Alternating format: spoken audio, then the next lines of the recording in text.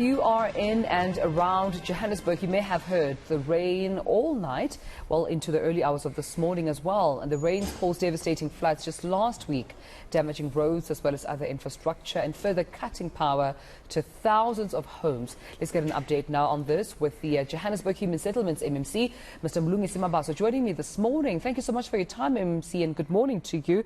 Any updates in terms of the damage already reported on, just in terms of infrastructure in various parts of Johannesburg?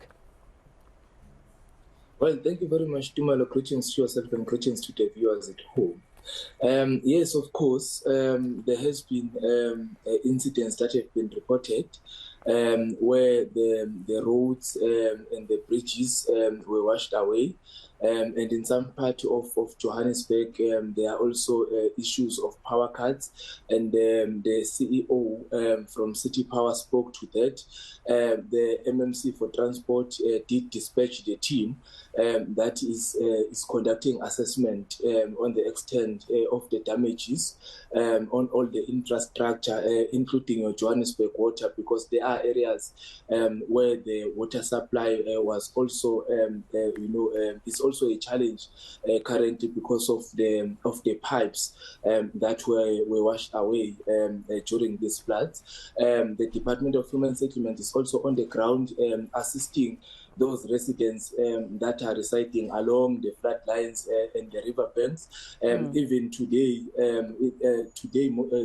at 9, myself, the Minister and MEC for Human Settlement, will be visiting these areas in and around Soweto.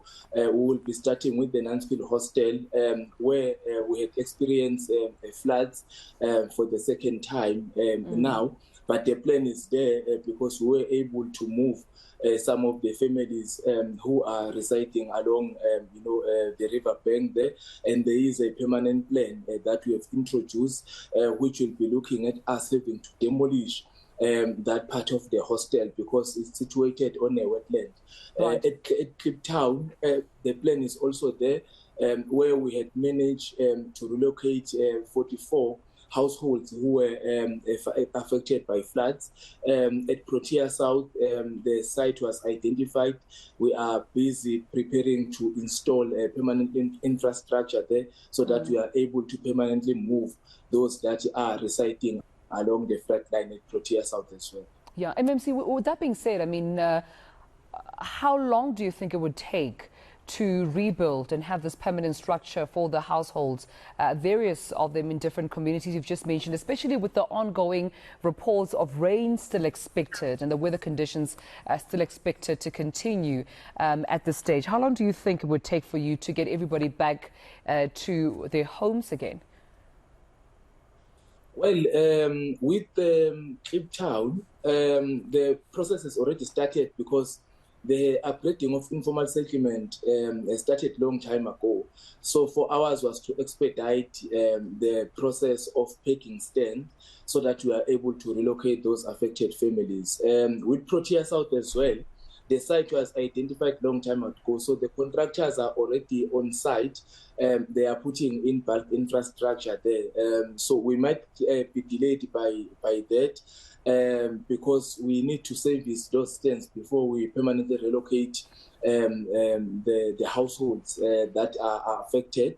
With Nansfield, the process started not so long ago.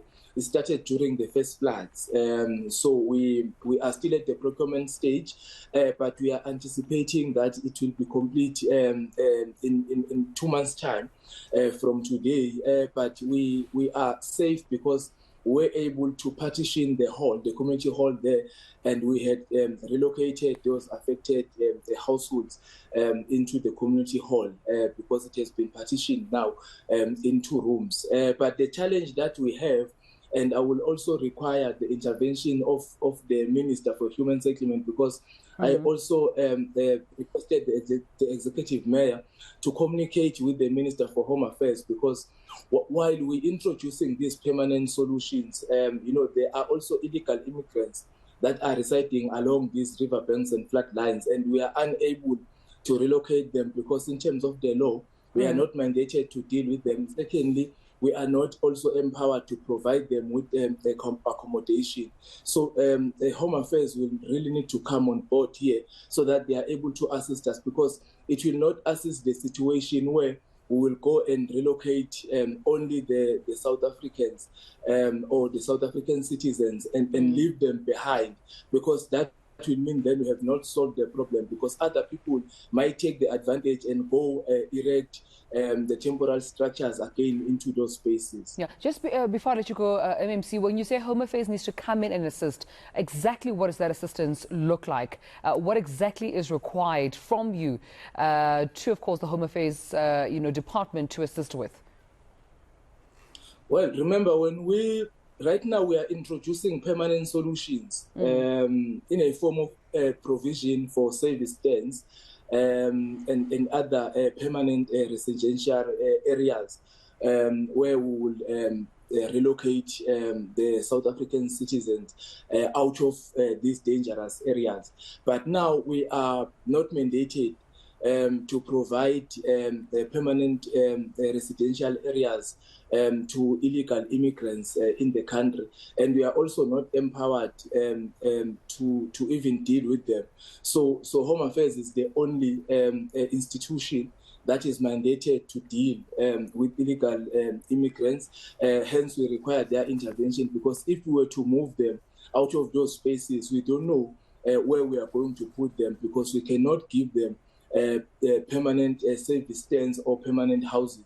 So hence we had requested for the executive mayor to assist us to engage with the Minister for Home Affairs so that they are able to even advise us on how we should best deal with all these illegal immigrants that are residing there, because for us in Johannesburg, we want to relocate everyone that is along riverbank and flight line. So without their interventions, it would be very difficult for us, because the policy precludes them in these processes, and they really need to come on board and assist us. All right, we'll leave it then. I appreciate you giving us this update and talking to us. MMC Mlungisi Mabaso from Johannesburg Human Settlements Department, thank you for your time this morning.